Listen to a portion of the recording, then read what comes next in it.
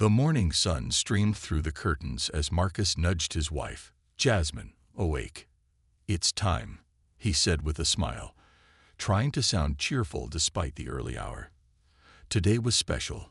They were finally taking their long-awaited trip to visit Jasmine's parents in another state. Their two children, 8-year-old Mia and 5-year-old Elijah, bounced excitedly on the bed, already dressed in their favorite outfits. The excitement in the air was contagious, and for once, no one complained about waking up before dawn. After a quick breakfast of pancakes and orange juice, the family piled into their car, luggage stacked neatly in the trunk. As they drove to the airport, Jasmine flipped through her phone, double-checking their itinerary. Gate 27, boarding at 9:30, she announced confidently. "We've got this." Marcus nodded, gripping the steering wheel as he navigated the quiet streets. He loved these moments, the rare times when life felt simple, predictable, even peaceful. When they arrived at the bustling airport, the kids couldn't contain their excitement. Elijah pressed his face against the glass windows, pointing out planes taxiing on the runway, while Maya tugged at her mom's sleeve, asking if they'd get to sit by the window during the flight. After parking, the family made their way inside, greeted by the familiar hum of travelers chatting, announcements echoing over loudspeakers, and the rhythmic clatter of rolling suitcases. Security went smoothly, surprisingly so. The children giggled as they walked through the metal detectors, pretending to be spies on a secret mission. Even the TSA agent cracked a smile when Elijah proudly declared, "I'm not carrying any weapons." Once cleared, the family grabbed coffee and snacks before heading to their gate. Everything seemed to be going according to plan. As they approached Gate 27, the rows of seats filled with passengers waiting to board came into view. Some scrolled through their phones, others chatted quietly, and a few dozed off, leaning against their bags. Marcus glanced at the departure screen one last time to confirm their flight number. "All good," he whispered to Jasmine, who nodded, clutching the boarding passes tightly in her hand. But just as they stood near the line forming to board, something shifted. A knot formed in Marcus' stomach without him knowing why. It was subtle, a glance from a nearby passenger, the sudden silence of the crowd, but enough to make him uneasy. Still, he shook off the feeling. This was supposed to be a normal day, a happy occasion. What could possibly go wrong? Little did they know, their journey was about to take an unexpected turn, one that would test their patience, strength, and faith in humanity. For now, though, they remained blissfully unaware, standing side by side as the gate agent began calling groups to board. The adventure ahead loomed unseen, hidden beneath the surface of what had started as such an ordinary morning. The gate area buzzed with activity as the final boarding call echoed through the terminal. Passengers shuffled forward, clutching their carry-ons and glancing at their tickets anxiously. Marcus adjusted Elijah on his shoulders, while Jasmine held Mia's hand tightly, ensuring the kids stayed close in the growing crowd. As their group number was called, the family stepped forward, ready to board the plane. Jasmine handed over her phone to the flight attendant stationed at the gate, displaying their digital boarding passes clearly. The flight attendant, a woman with a clipboard and a practiced smile, took a quick glance at the screen, but instead of nodding them through like she had done for others, her expression shifted. She frowned slightly, studying the passes longer than seemed necessary. "There's an issue here," she said flatly, her tone clipped. Marcus furrowed his brow. "What kind of issue?" he asked, his voice calm but tinged with confusion. "These don't appear to be valid." The flight attendant replied without looking up, tapping her pen against the clipboard. Her words hung in the air, sharp and unexpected. Jasmine blinked, taken aback. "That can't be right," she said quickly, pulling up the confirmation email from the airline on her phone. "See, we booked these months ago. Everything is confirmed." The flight attendant barely glanced at the email before shaking her head dismissively. "I'm sorry, but I can't let you board until this gets sorted out." Her tone carried no apology, only firmness that felt more like dismissal. By now, Other passengers waiting in line had started to notice the holdup. Some craned their necks curiously. Others exchanged whispers behind cupped hands. A man standing behind Marcus sighed audibly, shifting his weight impatiently. Elijah wiggled on his father's shoulders, oblivious to the tension building around him, while Mia clung closer to her mother, sensing something wasn't right. Marcus tried again, speaking slowly and deliberately. "We've shown you our passes and our confirmation. Can you please check with your system, or call someone who can verify this?" His patience was wearing thin, but he forced himself to stay composed, for the kid's sake if nothing else. The flight assistant hesitated for a moment, then turned away, muttering something about needing to confirm further. Instead of resolving the matter herself, she waved over his supervisor, leaving the family stranded at the edge of the boarding line. Jasmine exhaled sharply, frustration bubbling beneath her calm exterior. "This doesn't make sense," she muttered under her breath, gripping Maya's hand even tighter. As the minutes ticked by, the situation grew more surreal. Other passengers continued to board without incident. White families, couples, solo travelers, all breezing past the same gate where Marcus and Jasmine were stuck. Each passing second felt heavier, loaded with unspoken questions. Why them? Why now? And why did it feel less like a genuine mistake and more like deliberate obstruction? Finally, the supervisor arrived, a tall man with a stern expression who introduced himself curtly. He repeated the same claims. The tickets appeared invalid, despite all evidence proving otherwise. By now, the family's initial confusion had morphed into anger and suspicion. This wasn't just a mix-up. Something deeper, uglier, was at play. As the standoff dragged on, Jasmine met Marcus' gaze, silently communicating what they both feared might be true. They weren't being treated fairly because of the color of their skin. For the first time that morning, the excitement of the trip faded completely, replaced by a sinking realization. Their day, and perhaps their lives, was about to change in ways they couldn't hit. The tension in the air was palpable as Jasmine stood face to face with the supervisor, her heart pounding but her voice steady. "Sir," she began, trying to keep calm for the sake of her children, who were now watching intently, sensing their parents' unease. "We've shown you everything. The boarding passes, the confirmation email, even our IDs. What exactly is the problem here?" The supervisor adjusted his glasses and gave a curt nod, as if acknowledging her words without truly hearing them. "I understand your frustration, ma'am," he said in a tone that sounded anything but understanding. "But until we can verify these tickets further, I'm afraid I can't allow you to board." Jasmine's jaw tightened. She glanced at Marcus, who had shifted Elijah off his shoulders and set him down beside Mia. The kids looked up at their parents, confusion etched on their small faces. "Why won't they let us get on the plane, Daddy?" Maya asked softly, tugging at Marcus' sleeve. Marcus knelt down, placing a reassuring hand on each child's shoulder. "It's just taking a little longer than usual, sweetheart," he said gently, though his eyes betrayed the storm brewing inside him.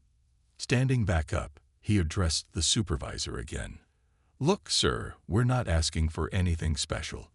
Just what every other passenger gets, to board the flight we paid for. If there's an issue, why don't you call someone higher up? Or check your system again. This shouldn't be this hard." But the supervisor didn't budge. Instead, he crossed his arms over his chest, his expression unyielding. It was clear he wasn't interested in finding a solution. He seemed determined to dig his heels in. Jasmine felt a surge of anger rising in her chest, but she forced herself to take a deep breath. Losing her temper wouldn't help. Staying composed might. That's when she remembered her phone. Pulling it out, she opened the camera app and started recording. Holding the device up, she spoke clearly into the lens. "Hi, everyone," she said, making sure her voice carried enough for those nearby to hear. "My name is Jasmine, and this is my family. We've been waiting to board our flight like everyone else, but for some reason, this airline refuses to let us on. Despite showing valid tickets and confirmations, they claim there's an issue, though it's obvious to us that the real issue has nothing to do with our tickets. Her words drew immediate attention. Passengers who had been idly standing by or scrolling through their phones now turned to watch. Some exchanged uncomfortable glances, while others stepped closer, curious about what was unfolding. A middle-aged woman standing near the front of the line frowned deeply, shaking her head. "This doesn't seem right," she muttered loud enough for Jasmine to hear. Another man chimed in, addressing the supervisor directly. "Come on, mate. Let them sort it out on the plane. They've got proof. They should be allowed to board." The supervisor ignored the murmurs, focusing instead on silencing Jasmine. "Ma'am, please stop recording. This isn't helping resolve the situation." "Not helping," Jasmine shot back, her calm demeanor cracking slightly. "You're refusing to let us board based on no valid reason, and I'm supposed to stay quiet about it." "No, thank you. I want people to see what's happening here." The crowd grew restless. More passengers began voicing their support, some outright criticizing the airline staff. One teenager held up her phone, recording alongside Jasmine. "If this isn't discrimination, I don't know what is," she said bluntly, earning nods of agreement from those around her. Still, the supervisor remained unmoved, repeating the same tired lines about needing verification. Jasmine could feel the weight of the moment pressing down on her. This wasn't just about missing a flight anymore. It was about being treated unfairly because of the color of their skin. She locked eyes with Marcus, silently conveying the message they both understood. They weren't going to back down. As the standoff continued, the atmosphere shifted. What had started as a routine travel day had transformed into something far bigger, a fight for dignity, respect, and justice. And though the outcome was still uncertain, one thing was clear: the family wouldn't walk away quietly. The growing tension at the gate felt like a storm brewing, with Jasmine's phone still recording every word and gesture. Passengers continued to voice their support, some shaking their heads in disbelief, while others muttered under their breath about how wrong the situation seemed. But despite the mounting pressure, the supervisor refused to budge. His rigid stance only fueled Marcus' frustration further. "Fine," Marcus said, his voice firm but controlled as he pulled out his own phone. "If you won't fix this here, we'll take it higher." He dialed the airline's customer service number, hoping for a quick resolution. The automated system greeted him cheerfully, completely unaware of the chaos unfolding on the other end of the line. After navigating through several menus and waiting on hold for what felt like an eternity, Marcus finally reached a representative. He explained the situation carefully, emphasizing that they had valid tickets and proof of purchase, but were being denied boarding without cause. The representative assured him they would look into it and asked him to stay on the line while they reviewed the details. Minutes ticked by agonizingly slowly as Marcus repeated himself multiple times, answering questions that should have been unnecessary. Meanwhile, Jasmine kept filming, capturing not only the supervisor's stony expression, but also the reactions of fellow passengers who were growing increasingly restless. Despite Marcus' efforts, the call ended with little progress. "They said they'll escalate it to someone else," Marcus told Jasmine, frustration evident in his tone. "But honestly, it feels like they're just stalling." Jasmine nodded, her mind racing. She knew they needed to act quickly. The plane wouldn't wait forever, and neither would their chance to hold the airline accountable. That's when she made a bold decision. "Let me try calling the FAA," she said firmly, pulling up the contact information online. Her hands trembled slightly as she dialed, but her resolve was unshakable. When the Federal Aviation Administration, FAA, hotline picked up, Jasmine took a deep breath and recounted everything that had happened. She described the invalid claims about their tickets, the refusal to let them board, and the growing crowd witnessing the ordeal. The FAA representative listened intently, asking clarifying questions before promising to investigate promptly. While Jasmine spoke, Marcus noticed more passengers stepping forward to show solidarity. A young couple approached them, offering words of encouragement. "This is ridiculous," the woman said, her arms crossed. "You're being treated unfairly, and everyone here sees it." Another man chimed in, raising his voice loud enough for the supervisor to hear. "If they don't let you board, I'm getting off the plane." Plain and simple. The supervisor shifted uncomfortably, clearly aware that the tide was turning against him. Yet he remained stubborn, insisting that protocol had to be followed, even though it was becoming painfully obvious that no such protocol existed for the way they were handling this situation. As Jasmine finished her call with the FAA, she turned off the recording on her phone and addressed the gathered crowd. "Thank you all for standing with us," she said, her voice steady but filled with emotion. "We shouldn't have to fight this hard just to get on a flight we paid for. But knowing we're not alone makes a huge difference." Her words resonated deeply with those around her. Some passengers began chanting softly, demanding fairness, while others shared updates on social media, spreading the story beyond the confines of the airport terminal. The energy in the room shifted. It wasn't just about one family anymore. It was about exposing a broken system and holding those responsible accountable. Still, time was running out. The final boarding call echoed through the gate area, and the last few passengers hurried onto the plane. The family stood their ground, refusing to leave until justice, or at least clarity, was served. As the doors prepared to close, Jasmine glanced at Marcus, determination etched on her face. They had come too far to back down now.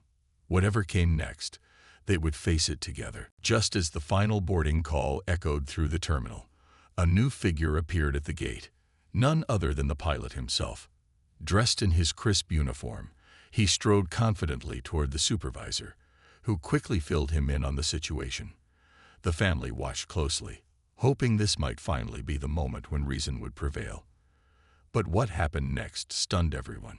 The pilot listened intently, nodding occasionally as the supervisor explained their stance about the invalid tickets. Then, without even glancing at Marcus or Jasmine, he turned to the gate agent and said firmly, "If they board the plane, I won't fly." A collective gasp rippled through the remaining passengers still lingering near the gate. Even the airline staff seemed taken aback by the declaration. Jasmine froze, her phone halfway to her pocket, while Marcus clenched his fists so tightly that his knuckles turned white.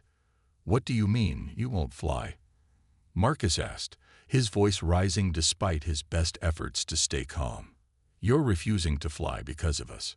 The pilot didn't look directly at them as he replied, his tone clipped and dismissive. "I can't operate under these conditions.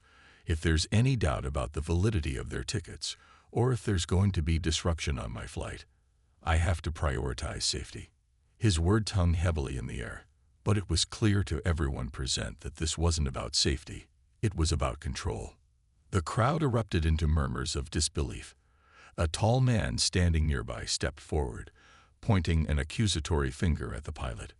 "This is nonsense," he said loudly, addressing both the pilot and the growing group of onlookers. "They've shown proof of their tickets multiple times. This isn't about safety, it's discrimination, plain and simple. And if you refuse to fly because of them, then count me out too. I'm not getting on that plane." His statement sparked a chain reaction. Another passenger, a young woman holding a toddler, nodded emphatically. "Me neither," she added, crossing her arms over her chest.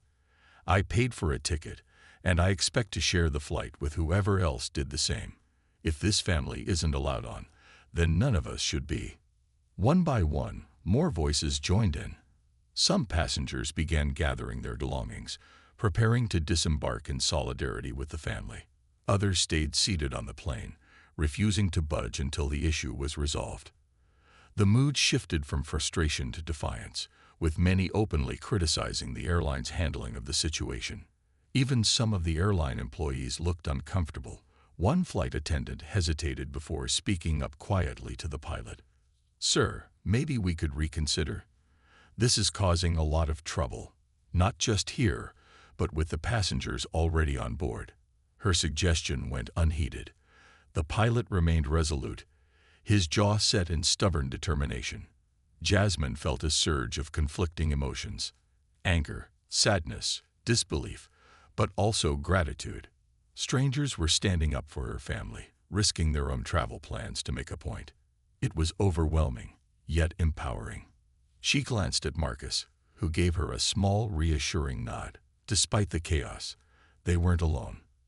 As the standoff continued, the supervisor tried to regain control, pleading with the crowd to let cooler heads prevail.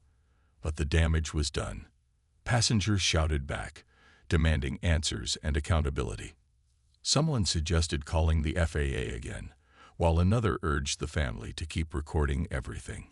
Every second that passed felt like a step closer to something bigger, a reckoning not just for the airline, but for the systemic issues lurking beneath the surface. Finally, the pilot threw up his hands in exasperation and retreated down the jet bridge, muttering something about contacting headquarters. The remaining passengers cheered briefly, their applause tinged with exhaustion. For now, the plane wouldn't leave the gate, but the fight was far from over. By the time the pilot stormed off the jet bridge, the incident had already begun to spiral far beyond the confines of Gate 27. Jasmine, still holding her phone, decided it was time to share what had happened with the world. She uploaded the video she'd been recording onto social media, adding a caption that summed up their ordeal. A black family denied boarding despite valid tickets. Is this really 2023? Within minutes, the post gained traction. Friends and followers began sharing it, commenting words of support and outrage.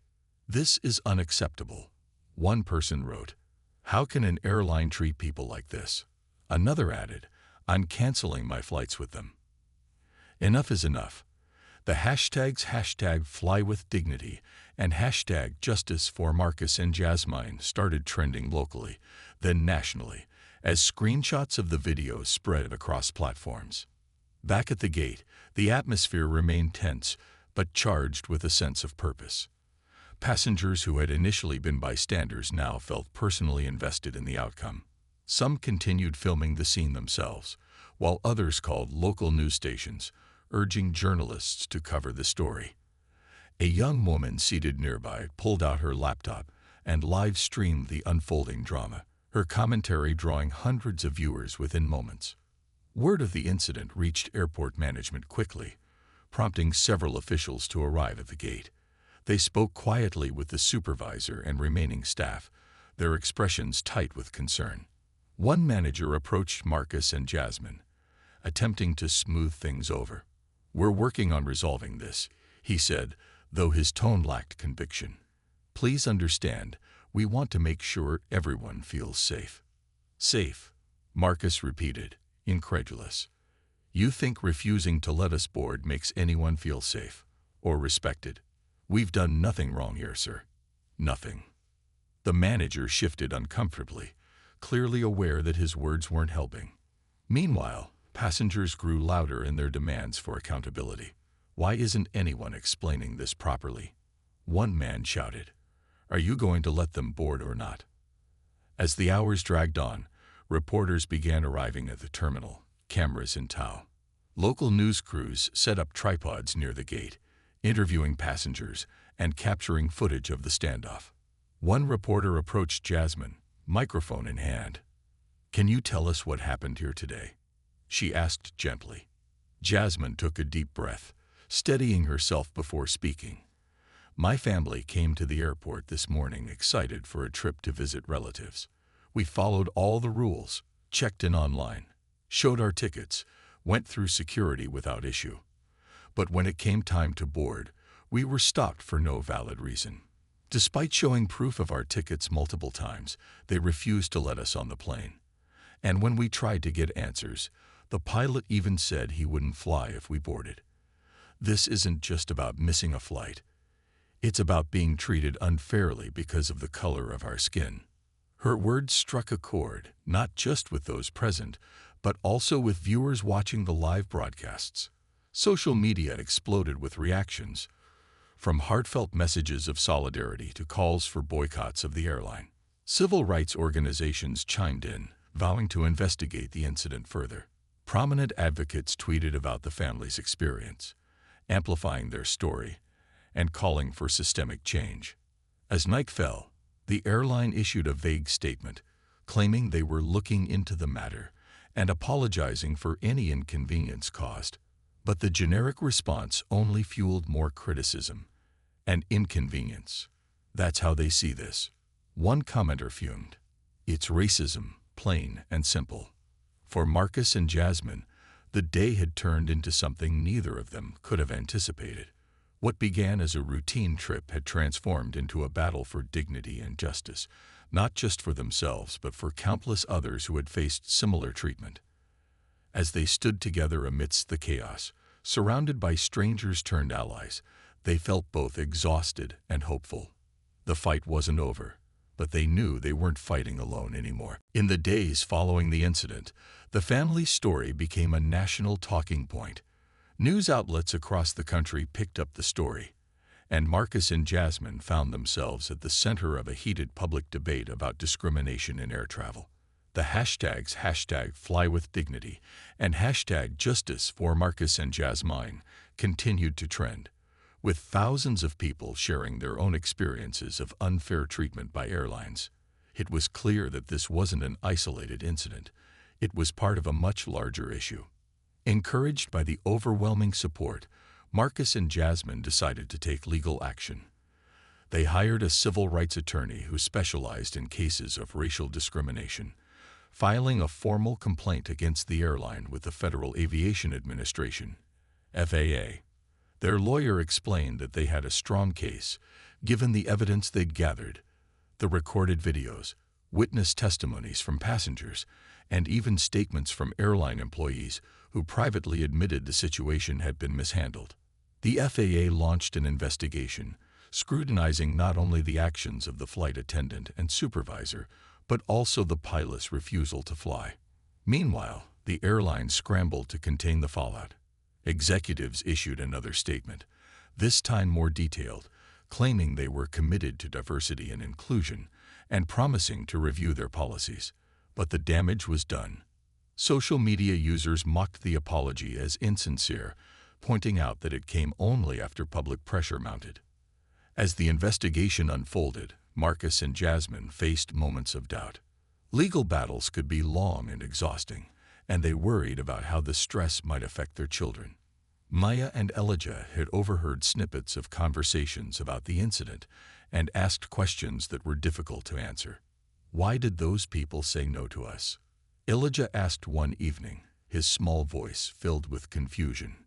Jasmine knelt beside him, brushing a strand of hair from his forehead. Sometimes, people make mistakes or treat others unfairly, she said softly. But what matters is that we stand up for ourselves and try to make things better, not just for us, but for everyone. Her words resonated beyond their home. Inspired by the family's courage, other victims of discrimination came forward, sharing stories of being profiled, harassed, or denied service while traveling. Advocacy groups rallied around the cause, organizing campaigns to push for stricter regulations and accountability within the airline industry. Prominent figures joined the movement, using their platforms to amplify calls for change. Finally, months later, the FAA released its findings. The report confirmed what many already suspected. The family had been subjected to discriminatory behavior. Both the flight attendant and the pilot were found to have acted improperly, prioritizing baseless claims over verified facts. As a result, the pilot and flight attendant were permanently dismissed from their positions, and the airline was fined heavily for failing to address the issue promptly. The family also reached a settlement with the airline, which included a significant financial payout. More importantly, the airline agreed to implement comprehensive anti-discrimination training for all employees and establish a hotline for passengers to report misconduct. These changes wouldn't erase the pain the family had endured, but they represented a step toward preventing similar incidents in the future. For Marcus and Jasmine, the victory was bittersweet. While they were relieved to see accountability, they knew the fight against systemic racism was far from over. Still, they felt a renewed sense of purpose. Together, they began working with advocacy organizations to push for broader reforms in the aviation industry and beyond. Their ordeal had turned into something greater than themselves, a catalyst for change that inspired countless others to speak out and demand justice. Months after the incident, life for Marcus and Jasmine began to settle into a new rhythm. But it was a rhythm defined by purpose. The family had transformed their painful experience into a mission, dedicating themselves to advocating for equitable treatment in air travel and beyond. What started as a personal battle against discrimination had grown into something much larger, a movement that inspired countless others to share their stories and demand accountability. The settlement from the airline provided some financial relief, but the real reward came in the form of tangible change. Anti-discrimination training programs were rolled out across the airline's workforce, with mandatory workshops designed to educate employees on unconscious bias and cultural sensitivity. A new passenger hotline was established, allowing travelers to report misconduct anonymously, a step toward ensuring that no one else would have to endure what Marcus and Jasmine faced at Gate 27. But the couple didn't stop there. They partnered with civil rights organizations to push for broader reforms within the aviation industry. Jasmine became a vocal advocate, speaking at conferences and panels about the importance of representation and fairness in customer service. Her calm yet powerful demeanor resonated with audiences, earning her invitations to collaborate with policymakers on drafting stricter regulations for airlines. Marcus, meanwhile, focused on grassroots efforts. He launched an online platform where passengers could document incidents of unfair treatment, creating a database to track patterns of discrimination. The goal was simple: to hold companies accountable while amplifying marginalized voices. "If we don't speak up," he often said during interviews, "nothing will ever change." Their children, Mia and Elijah, also played a role in the journey, though indirectly. Watching their parents turn adversity into action taught them valuable lessons about resilience and standing up for what's right. One evening, as they sat together around the dinner table, Elijah proudly announced, "When I grow up, I'm gonna help people too." His words brought tears to Jasmine's eyes, reminding her that even in the face of hardship, hope could flourish. The public response to their advocacy was overwhelming. Strangers reached out daily, sharing how the family's story had inspired them to confront injustices in their own lives. Some sent letters of gratitude. Others offered support in the form of donations or volunteering. Social media remained a hub of conversation, with #FlyWithDignity evolving into a symbol of unity and progress. Of course, not everyone agreed with their approach. Critics argued that the changes implemented by the airline were superficial, accusing the company of prioritizing optics over genuine reform. While Marcus and Jasmine acknowledged these concerns, they remained steadfast in their belief that every step forward mattered, even if the road ahead was long. As time passed, the family found solace in knowing they'd sparked meaningful dialogue.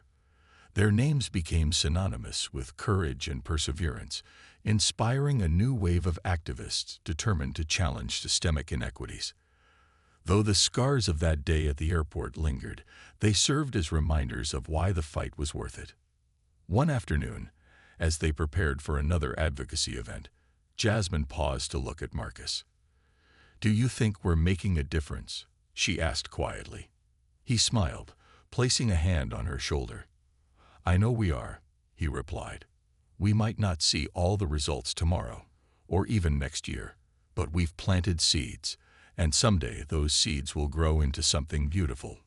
Together, they stepped outside, ready to continue their work. The world still had its flaws, but thanks to families like theirs, it was slowly becoming a fairer, kinder place, one flight at a time.